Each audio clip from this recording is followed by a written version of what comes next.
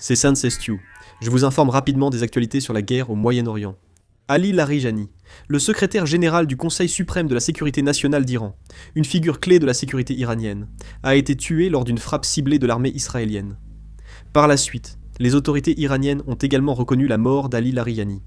L'armée israélienne a frappé Téhéran, tuant Gholam Reza Soleimani, chef de la milice bassidj des gardiens de la Révolution.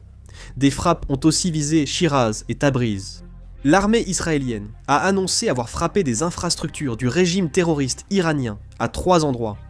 À Jérusalem, des débris de missiles balistiques iraniens interceptés ont endommagé l'église du Saint-Sépulcre.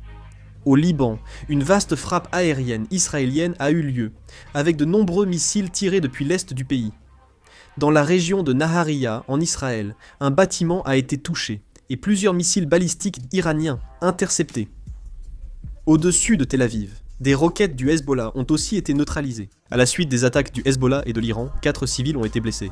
En Israël, il y a eu une attaque du Hezbollah, ainsi qu'une attaque à la roquette. L'armée iranienne tire des bombes à sous-munitions sur Israël. Des dizaines de sous-munitions tombent.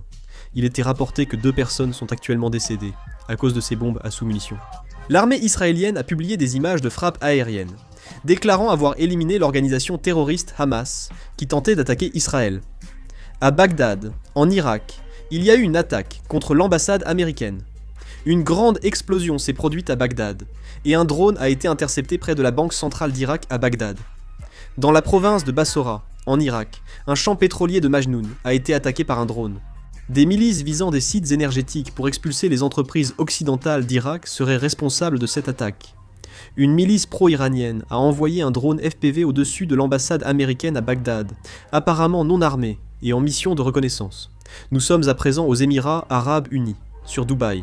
L'armée des Émirats Arabes Unis intercepte toujours les missiles balistiques iraniens.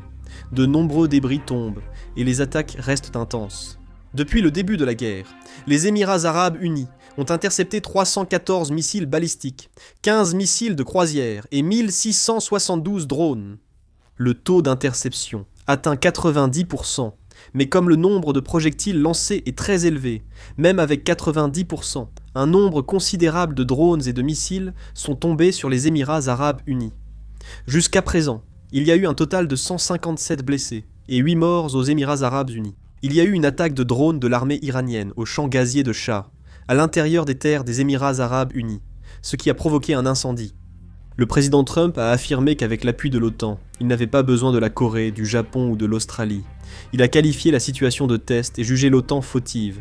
Trump a aussi estimé que l'Iran était pire qu'Hitler. La Maison-Blanche a annoncé la coordination des réserves stratégiques avec 35 pays. Il a ajouté que les pétroliers se traversent, par intermittence, l'Iran ayant vu sa capacité d'attaque diminuer. À la Maison-Blanche, on pense que la guerre avec l'Iran finira en quelques semaines, pas en quelques mois. Les États-Unis ont dépensé 12 milliards de dollars pour la guerre jusqu'au 16 mars. Le directeur du Centre national antiterroriste a démissionné hier. Est-ce lié à sa conscience face à la guerre contre l'Iran ? Un navire du corps des marines s'est arrivé à Singapour avec des troupes.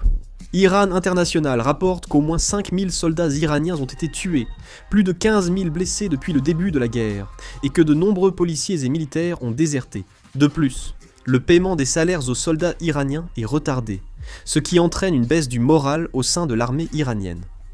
Selon la chaîne israélienne Channel 12, le gouvernement israélien a déjà établi la liste complète des cibles à attaquer contre l'Iran pour les 6 prochaines semaines. D'après un rapport du Wall Street Journal du mois dernier, la Russie aurait aidé à détruire des radars américains dans le Golfe.